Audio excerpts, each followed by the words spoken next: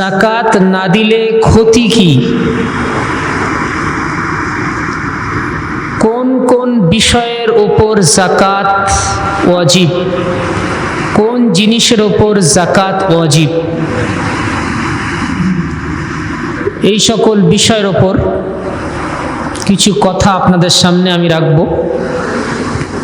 তারপরে ফিতরার ব্যাপারটা আসবে।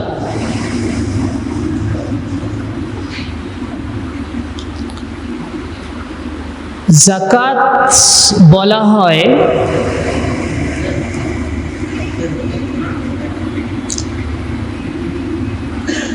তামলিকু জুজই মালিন আয়্যানাহু শারিউ ইলা মুসলিমিন ফাকিরিন গায়রি হাশিমিয়্যিন ওয়ালা মাওলা মা কাতইল মানফাআতি আনিল মুমাল্লিকি মিন কুল্লি ওয়াজহিন লিল্লাহি তাআলা।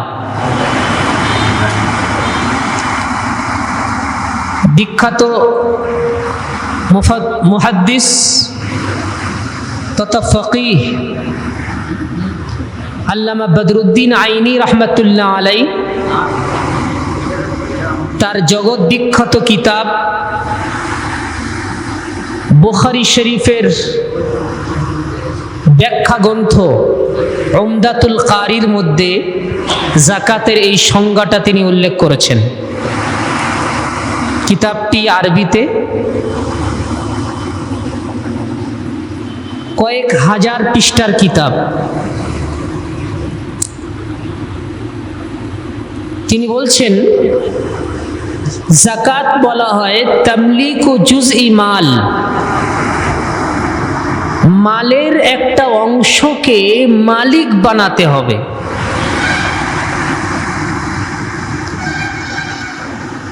কতটা? আইয়ানাহু শারিআ, শরীয়ত যেটাকে নির্দিষ্ট করেছে, শরীয়তের পক্ষ থেকে নির্দিষ্ট মালের একটা অংশকে মালিক বানাতে হবে। কাকে বানাতে হবে? ইলা মুসলিমিল ফকির, এমন ব্যক্তিকে মালিক বানাতে হবে যিনি মুসলমান অথচ গরিব।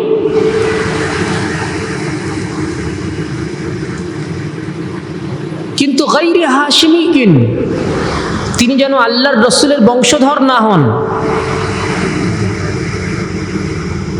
ওয়ালা মাওলা,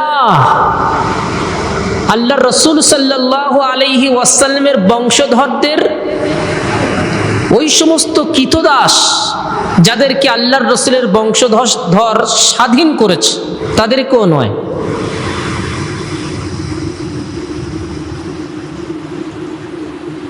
মা কাতইল মানফাআতি আনিল মুমাল্লিক, যিনি মালিক বানাচ্ছেন তার যেন ওই জাকাতের ক্ষেত্রে কোনো রকম ফায়দা না থাকে। মিন কুল্লি ওয়াজহিন লিল্লাহি তাআলা, পরিপূর্ণ আল্লাহর জন্য দিয়ে দিতে হবে। এই সংজ্ঞাটা বুঝলে অনেক মসলা হল হয়ে যাবে আমাদের। প্রথম কি? মালিক বানাতে হবে। যদি মালিক না বানাই তাহলে জাকাত আদায় হবে না।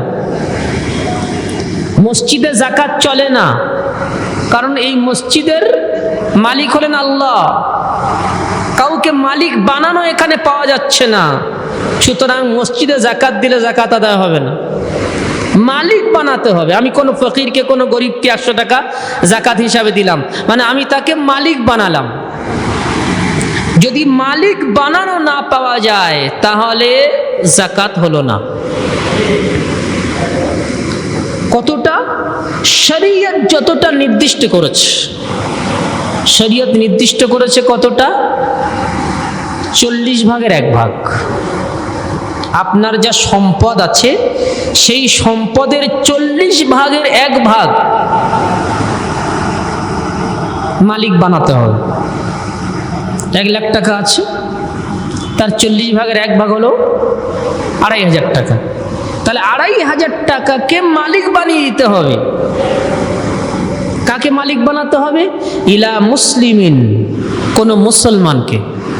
বোঝা গেল জাকাত কোনো অমুসলিমকে দিলে আদায় হবে না।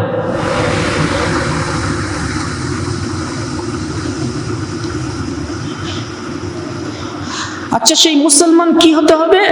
ফাকিরিন, শরীয়তের দৃষ্টিতে তিনি হবেন গরিব। ফকির মানে শরীয়তের দৃষ্টিতে গরিব, আমার আপনার দৃষ্টিতে নয়। প্রশ্ন হলো, শরীয়তের দৃষ্টিতে গরিব কারা? শরীয়তের দৃষ্টিতে গরিব বলা হয় ওই ব্যক্তিকে যার কাছে খেয়ে মেখে 52.5 ভরি রূপোর মূল্য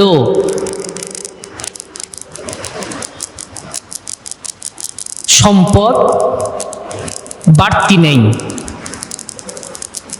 খেয়ে মেখে, ধরেন আজকের আমি গরিব কিনা শরীয়তের দৃষ্টিতে, আমি ধনী না গরিব, আজকের আমি হিসাব করলাম যে ধরেন খেয়ে মেখে সব কিছু বাদ দিয়ে, খেয়ে মেখে ঋণ ইত্যাদি বাদ দিয়ে আমার কাছে দেখা যাচ্ছে 52.5 ভরির বর্তমান যে মূল্য, সেই পরিমাণ টাকা আমার কাছে নেই, কিংবা সেই পরিমাণ ব্যবসায়ী মাল আমার কাছে নেই, কিংবা সেই পরিমাণ সোনা রূপা আমার কাছে নেই, কিংবা সেই পরিমাণ বাড়তি সম্পদ।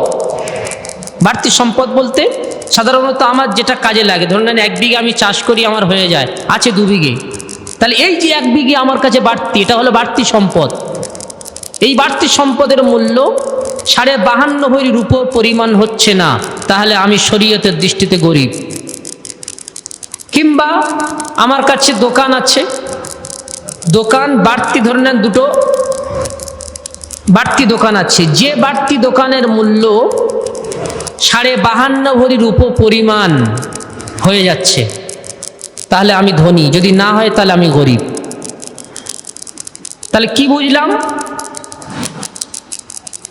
গরিব বলা হয় শরীয়তের দৃষ্টিতে ওই ব্যক্তিকে যার কাছে খেয়ে মেখে 52.5 ভরি রূপো পরিমাণ টাকা, 52.5 ভরি রূপোর মূল্য পরিমাণ ব্যবসায়ী মাল, কিংবা 52.5 ভরি রূপো পরিমাণ বাড়তি জমি জায়গা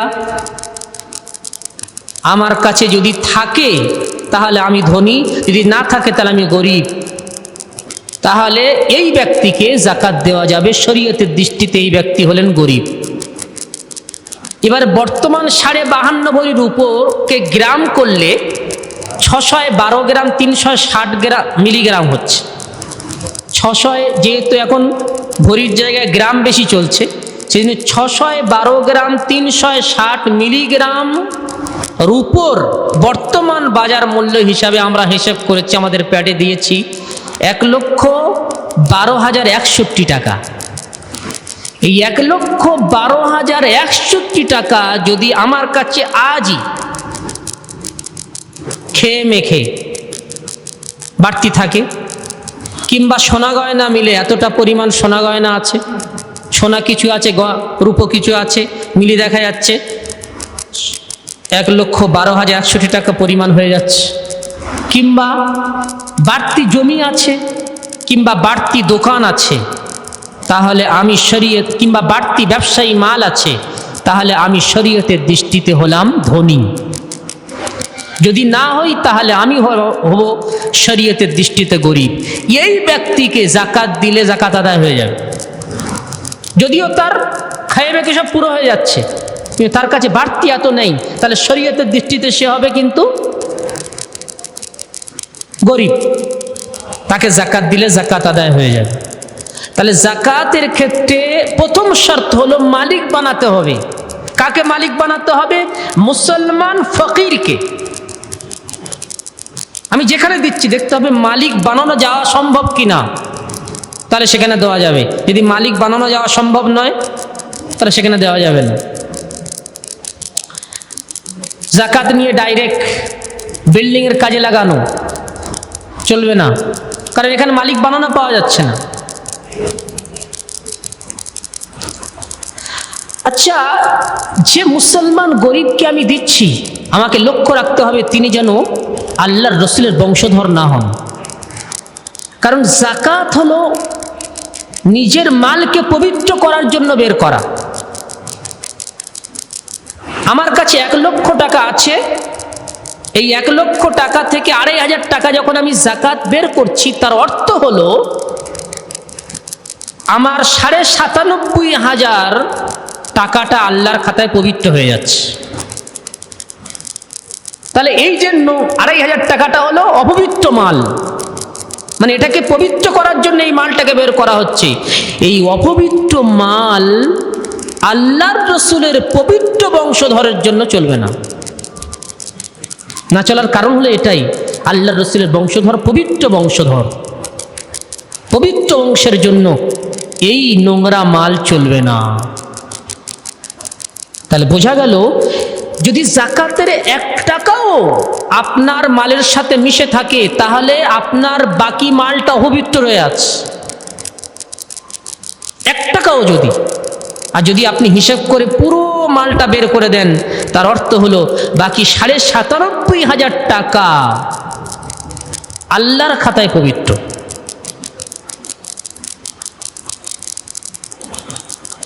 ওয়ালা মাওলাহু,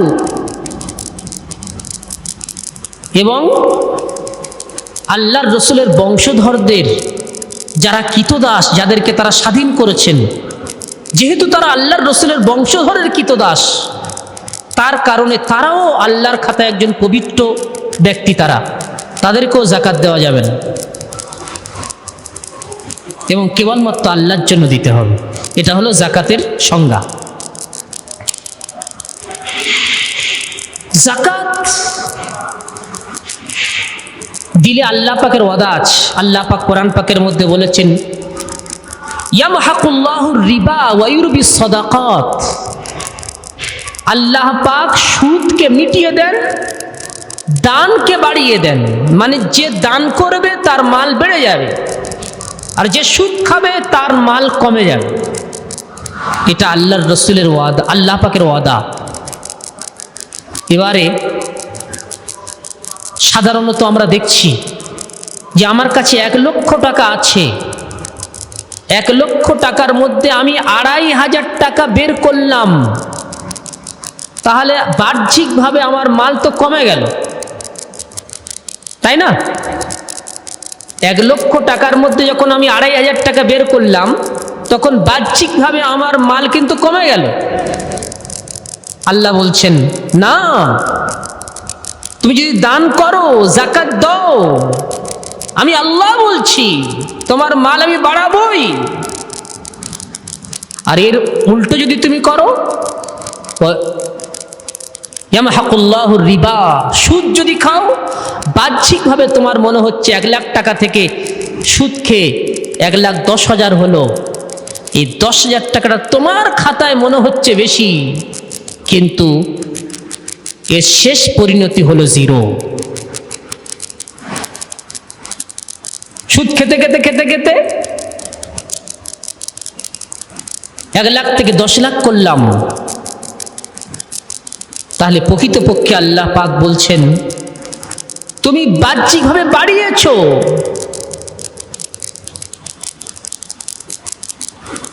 কিন্তু এর মধ্যে তুমি বেবরকতি পাবে। 1 থেকে 10 লাখ তোমার কাছে বাহ্যিকভাবে হলো, কিন্তু এমন করলে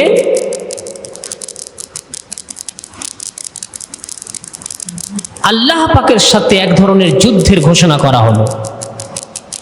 আল্লাহর সাথে যুদ্ধ, ফাআযানু বিহারবিন মিনাল্লাহ, আল্লাহ এবং আল্লাহর রাসূলের সাথে তুমি যুদ্ধের ঘোষণা করছো। আল্লাহ পাক যেমন দিতে পারেন তেমন নিতে পারেন। তোমাকে টাকা, তোমার সম্পদ আল্লাহ দিয়েছেন, নিমিষের মধ্যে তোমার সব কিছু পুঁজিপাটা আল্লাহ পাক খতম করে দিতে পারেন।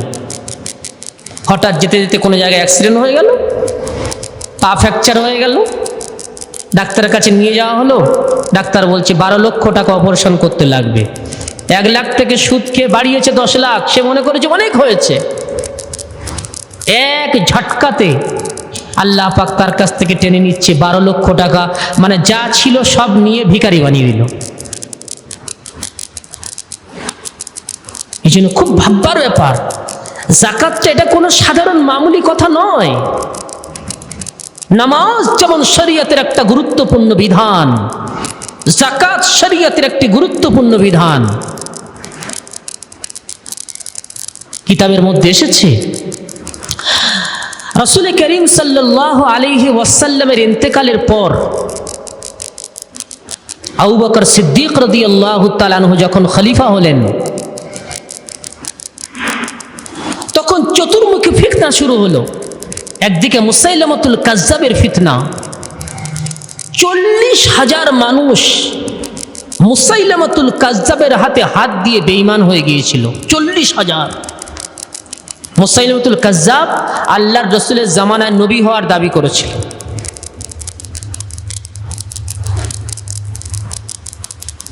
আল্লাহর রাসূল সাল্লাল্লাহু আলাইহি ওয়াসাল্লাম তাকে বোঝানোর চেষ্টা করেছিলেন, কিন্তু সে বুঝতে চায়নি।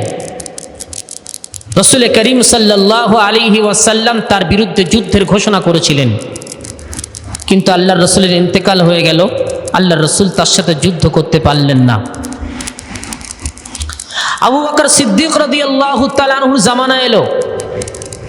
আবু বকর সিদ্দিক রাদিয়াল্লাহু তাআলা আনহু জামানায় মুসাইলামাতুল কাজ্জাবের ফিতনা আরো মাথা চড়া দিল। অপরদিকে একটা দল তারা আবু বকরের হাতে যাকাত দিতে অস্বীকার করলো। তারা বলল যে আল্লাহ পাক তো কোরআন পাকের মধ্যে বলেছেন, খুয মিন আমওয়ালিহিম সাদাকাতান তুতাহহিরুহুম ওয়া তুযাক্কিহিম। হে নবী, আপনি এদের কাছ থেকে যাকাত নেন।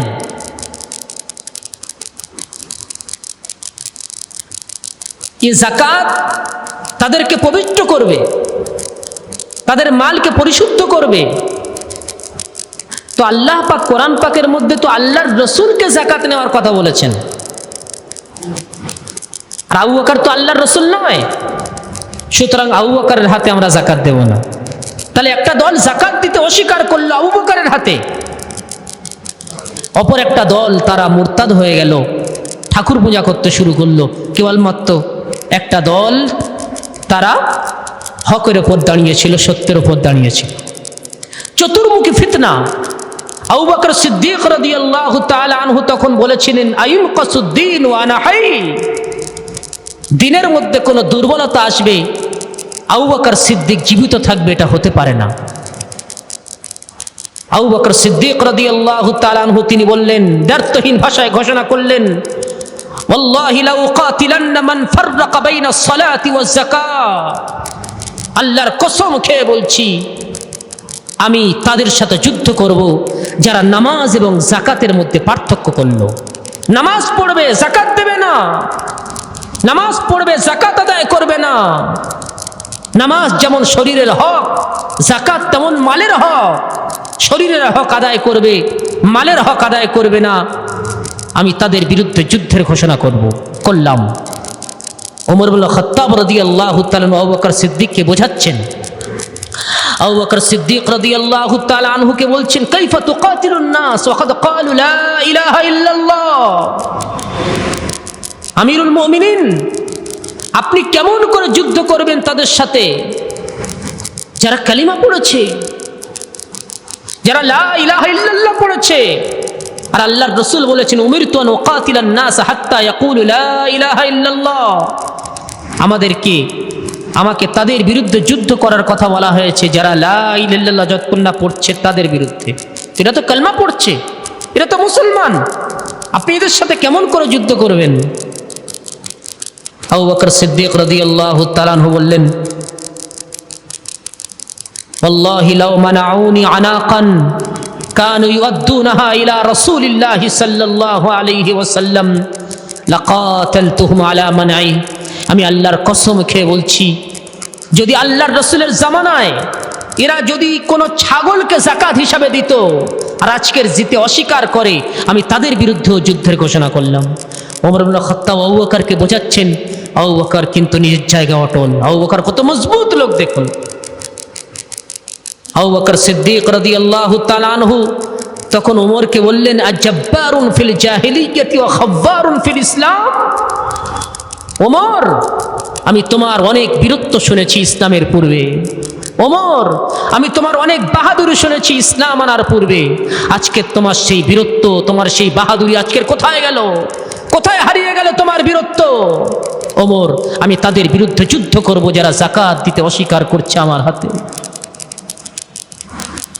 আস্তে আস্তে ওমর বুঝতে পারলেন যে আবু বকর সিদ্দিক যে কথাটা বলেছেন ওটা সত্য। যাকাত যেমন, নামাজ যেমন শরীরের হক, নামাজ দেওয়া যেমন জরুরি, আদায় করা জরুরি, তেমন যাকাত দেওয়া জরুরি। সুতরাং বুঝতে পারলাম যাকাতটা হিসাব করে আদায় করা। যাকাত যদি আমি হিসাব করে আদায় না করি তাহলে আমার বাকি মালটা পবিত্র হলো না, বাকি মালটা অপবিত্র রয়ে গেল। এবারে ব্যাপার হলো যাকাত দেবে কারা এটা জানা। যাকাত দেবে কে?